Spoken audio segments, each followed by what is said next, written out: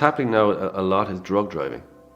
And that's where people have had something, we'll say, on a Saturday night, and they're stopped at one of these mandatory checkpoints 3 days later, even a week later.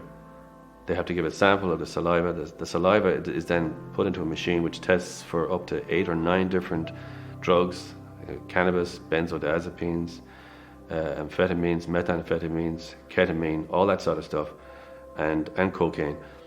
And if that sample of saliva shows up the presence of any one of those things, you're going to be arrested right there and then. Then you're brought to the station and the sample of blood is taken from you. And if it subsequently shows up in the analysis from the Medical Bureau of Road Safety, you could be facing a year off the road. If they suspect you're under the influence of drugs, they'll take a blood sample.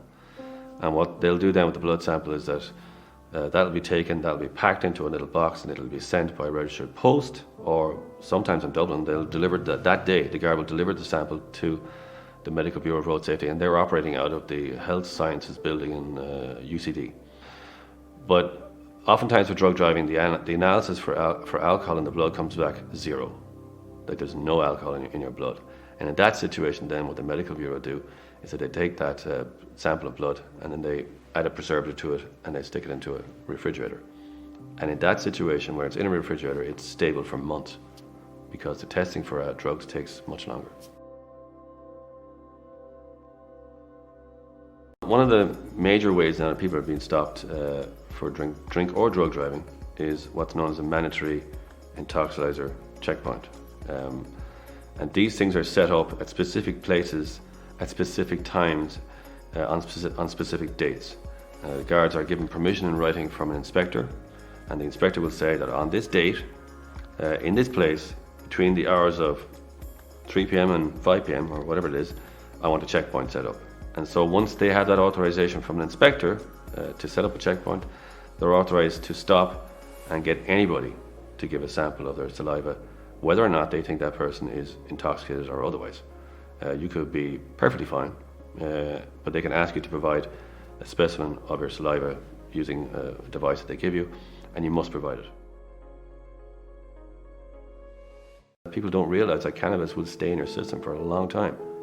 So you could be potentially prosecuted and convicted for something today that you did 2 weeks earlier. And it's not acting on your system in any bad way. You're not obviously intoxicated. You were at the time, but not 2 weeks later. But you could be put off the road for that thing.